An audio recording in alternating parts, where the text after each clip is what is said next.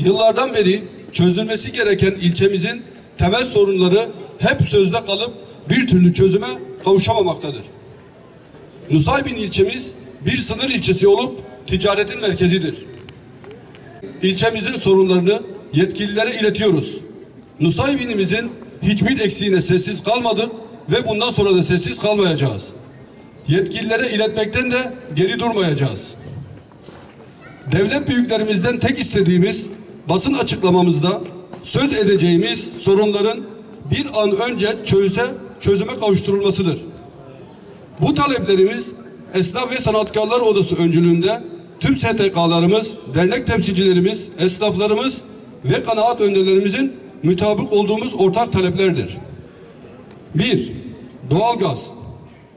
Mardin ilinin en büyük ilçelerinden ve en önemli ticaret merkezlerinden olan Nusaybin ilçemizde nihayet doğalgaz çalışmaları 2022 yılında başlandı.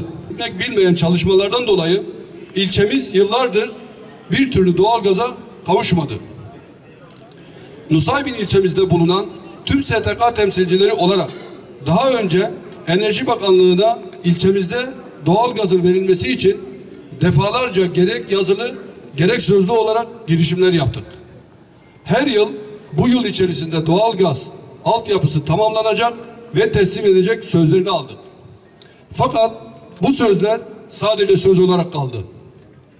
Mardin ilimiz ve diğer tüm ilçelerde doğalgaz çalışmaları bitmiş, doğalgaz verilmiş ve çalışmalar devam ederken birçok ilçede gerek ticari gerek nüfus olarak daha iyi konumda olan Nusaybin ilçemizde herhangi bir gelişme olmayıp yıllardır bu sorun devam etmektedir. Bu konuda tüm Nusaybin halkı adına Enerji Bakanımıza çağrıda bulunuyoruz. İlçemize organize sanayi bölgesi için sözler verildi. Bununla kalmakla beraber organize bölgesinin yer tahsisi yapıldığına ilişkin belirlemeler yapıldığı ama hiçbir kazmanın vurulmadığı göz önündedir. İlçemizde tekstil üretimi alanında birçok tekstil firmalarının olduğu ve ciddi anlamda istihdam ve üretim yapılmaktadır. Nusaybin ilçemizde bulunan STK temsilcileri olarak gerçekleştirdiğimiz ziyaretlerde Nusaybin ilçemize tekstil kent sözü verildi. Fakat herhangi bir girişim olmadı. Talebimiz ilçemizde tekstil kent ve organize sanayi bölgesinin kurulmasıdır. Bunu da Sanayi ve Teknoloji Bakanlığımızdan çağrımızdır. Demiryolu Irak ve Suriye'ye yapılan taşımalarda yoğun olarak kullanılmaktaydı. Nusaybin demiryolu hattı üzerinde hem Mardin'e yurt içi taşımalar hem de Nusaybin'e buradan da tırlarla Irak'a aktarılan ticaretimizi canlı tutan uluslararası taşımalar yapılmaktaydı. 2014 yılında ise başlayan Kobani olayları sebebiyle Eylül ayında Suriye sınırına yakın bölgelerde devam eden çatışmalardan dolayı Nusaybin'e gelen tüm tren seferleri durduruldu. Durdurulan tren seferlerinin tekrardan aktif hale gelmesi için devlet demiryollarına gerekli girişimlerimizi yaptık. Yaptığımız girişimler sonucu tren seferlerinin tekrar başlanacağı söylendi. Fakat şu ana kadar herhangi bir gelişme olmadığını görüyoruz. İlçemizde demiryolu taşımacılığı sayesinde hem lojistik firmalarımıza hem insanlarımıza büyük bir oranda iş istihdamı sağlamaktaydı. Binlerce insanımız demiryolu ticareti sayesinde evine ekmek götürüyordu.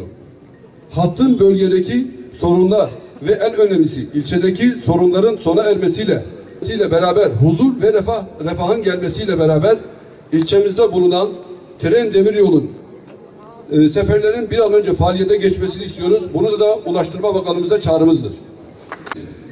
Nusaybin ilçemiz bir diğer eksiği öğretmen evidir. İlçemizde öğretmen evinin yapılması, eğitim çalışanlarının rahat bir ortamda olmasını, öğretmenlerimizin sosyal yaşamlarının daha güzel bir hale gelmesi için ilçemizde, Nusaybin ilçemizde eksik olan öğretmen evinin yapılmasını istiyoruz. Bu konuda da arsamız hazır. Milli Eğitim Bakanlığı'na buradan çağrı yapıyoruz. Allah hepinizden razı olsun.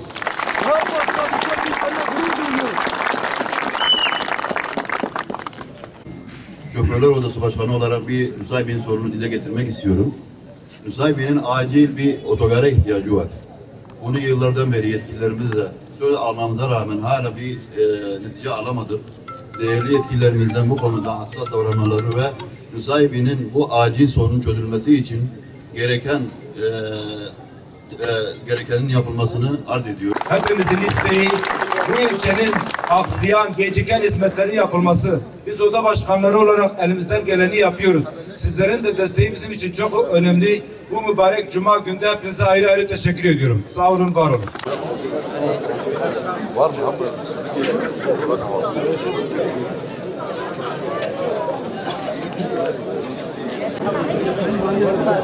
Hadi